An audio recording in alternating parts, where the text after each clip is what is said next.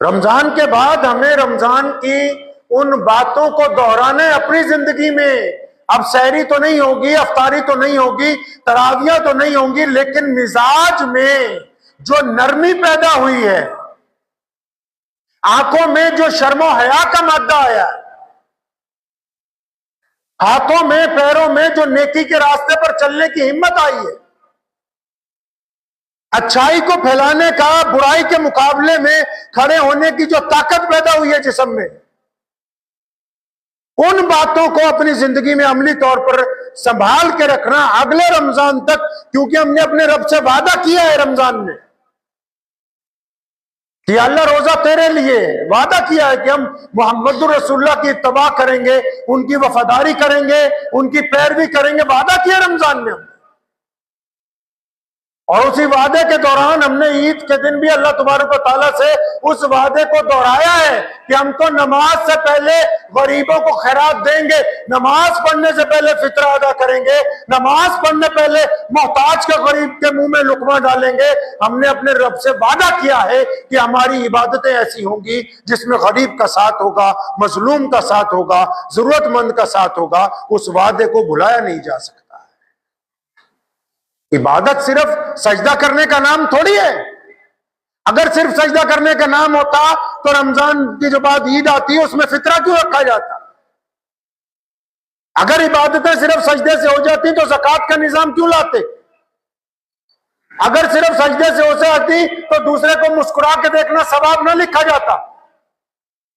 अगर सिर्फ सजदे से बात बन जाती मोहम्मद रसूलुल्लाह कहिए सल्लल्लाहु अलैहि वसल्लम ईद उल फितर की नमाज अदा करने के लिए अपने घर से निकले, नमाज पढ़ाने के लिए ईदगाह की तरफ जा रहे हैं, और जब देखा रास्ते में बहुत सारे बच्चे खेल रहे हैं, एक बच्चा बड़ा उदास खड़ा है, नबी अलैहि सलाम ने उससे पूछा कि बच्चे तुम उदास क्यों हो?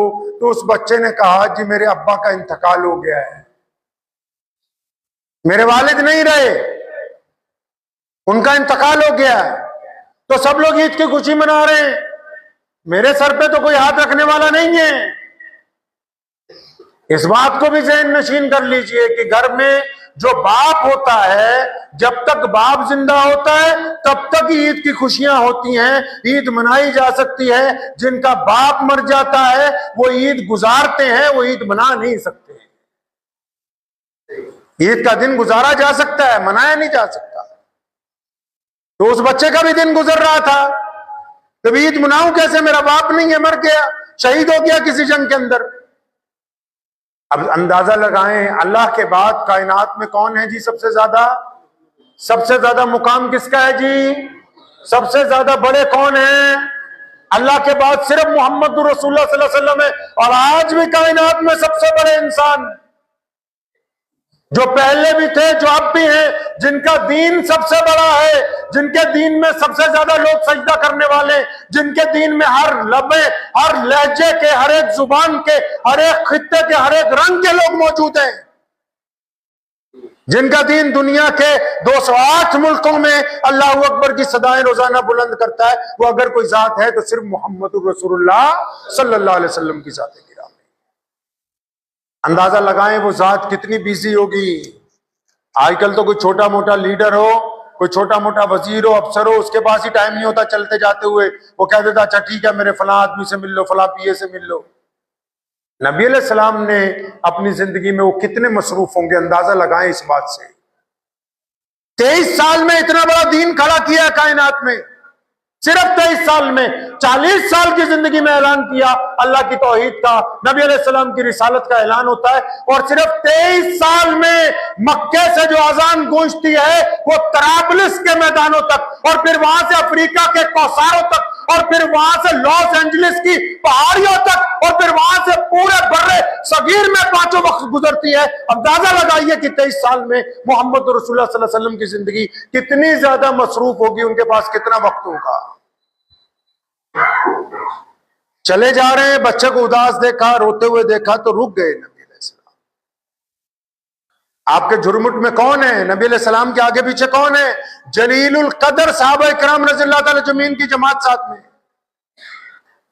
जो बाद में चारों खुलफा राशिदीन बने वो साथ में, फुकराए साहबा सैयदना अबू ज़र गफ़ारी रजी अल्लाह तआला अन्हु, सैयदना बिलाल रजी अल्लाह तआला अन्हु, अबू हुरैरा रजी अल्लाह तआला अन्हु, सैयदना अबू उबैदा बिन जर्राह रजी अल्लाह तआला अन्हु, नबी अलैहि सलाम के चचा हज़रत अब्बास रजी अल्लाह तआला अन्हु, अब्दुल्लाह इब्न जुबैर रजी अल्लाह तआला अन्हु, खालिद इब्न वलीद जैसे मुजाहिद आजम सारे नबी अलैहि सलाम के आगे पीछे चल रहे हैं। तो नबी अलैहि सलाम रुक गए। फरमाया हाँ बच्चे रोता क्यों है? फरमाया या रसूलुल्लाह सल्लल्लाहु अलैहि वसल्लम मेरे वालिद का इंतकाल हो गया, अब वो नहीं है तो मैं ईद कैसे मनाऊं? तो नबी अलैहि सलाम ने उस बच्चे का हाथ पकड़ा, ये नहीं कहा आजकल तो पीरों और मौलवियों को मिलना मुश्किल है, अगर किसी बड़े आदमी के पास चले जाओगे कोई बात नहीं, वक्त नहीं है, फला मेरे पिए को बता देना। वो नबी हैं कायनात के, अल्लाह के बाद नायब हैं। ये नहीं कहा कि अबू बकर इस बच्चे का ध्यान रखो, उमर फारूक रज़ियल्लाहु अन्हु को नहीं कहा कि इस बच्चे की तरफ मुतवज्जो हो जाओ, उस्मान ज़ुन्नुरैन रज़ियल्लाहु अन्हु की ड्यूटी नहीं लगाई, फौरन उस बच्चे का हाथ पकड़ा, वापस चल पड़े। नबी अलैहि सलाम के सहाबा भी साथ में। घर पहुंचे, अपने अहले खाना को कहा कि ये बच्चा छोटा सा है, देखो रो रहा है, फौरन इसको तैयार करो। फरमाया हसन हुसैन की वालिदा फातिमा के घर पैगाम भेजो कि हसन हुसैन के कोई जोड़े पड़े हों, कपड़े अच्छे पड़े हों, वो ले आओ, जल्दी से इसको नए कपड़े पहनाए जाएं। कपड़े मंगाए गए, उस बच्चे को नए कपड़े पहनाए गए, कुछ खिलाया गया। अब नबी अलैहिस्सलातु वस्सलाम उससे पूछते हैं, ये आपकी तालीम के लिए बताया नबी अलैहिस्सलाम ने, ये जो कुछ नबी अलैहिस्सलाम ने किया ये इंसानों को समझाने के लिए कि देखो समाज चलता कैसे है, कानून से नहीं, कदर होनी चाहिए रिश्तों की, जिम्मेदारियों की, ओहदों की कदर होनी चाहिए कि इस ओहदे का क्या मियार है। नबी अलैहिस्सलातु वस्सलाम उस बच्चे को तैयार करने के बाद, कुछ खिलाने के बाद पूछते हैं कि मेरे बच्चे ये बता तो सही कि तुम जब ईदगाह जाते थे नमाज पढ़ने, पिछले साल जब गए थे तो तुम्हारे अब्बा तुम्हारा हाथ पकड़ के ले गए, उंगली पकड़ के ले गए, गोद में ले गए, किस तरह ले गए? तो उस बच्चे ने कहा या रसूलुल्लाह सल्लल्लाहु अलैहि वसल्लम, मेरे अब्बू तो मुझे अपने कंधों पे बिठा के ले जाते थे, प्यारे पैगंबर अलैहिस्सलातु वस्सलाम बैठे, फरमाया अब तुम मेरे कंधे के ऊपर बैठ जाओ, और फिर उठ के खड़े हुए। अब देखा लोगों ने नबी अलैहि सलाम एक बच्चे को कंधे पे बिठाए हुए जा रहे हैं। उम्मत को यह सबक देना था कि यतीम को सिर्फ कपड़े दे देना कमाल की बात नहीं है, यतीम को सिर्फ खाना खिला देना सिर्फ कमाल की बात नहीं है, जब तक उसको इज्जत नहीं दी जाएगी उस वक्त तक उसके साथ सिला रहमी का मियार मुकम्मल नहीं हो सकता है। आप क्या समझते हैं कि सिर्फ चंद लोगों को खाना खिला देंगे तो आप उस मियार तक पहुंच गए? किसी को ज़कात दे के उस पर एहसान कर रहे हैं आप, किसी को सदका दे के उस पर एहसान कर रहे हैं। सहाबा किराम रज़ियल्लाहु तआला अजमईन में सबका यह वतीरा रहा कि जब कभी भी उन्होंने जब किसी देने वाले को कुछ दिया है, मुतअद्दिद मुहद्दिसीन ने इस बात को दोहराया है कि जब वो किसी को देते थे तो उनकी आंखें इस तरह झुकी होती थी कि सामने वालों की नजरों में कभी नजरें मिली ही नहीं, ताकि जिसके हाथ में कुछ पकड़ा रहे हैं उसको एहसास शर्मिंदगी ना हो। इस्लाम ने कदरों कीमतों की बात की। रमजान उन कदर कीमतों का एक मियार है। रमजानुल मुबारक ने हमें सिखाया कि आने वाला साल कैसे गुजारोगे तुम।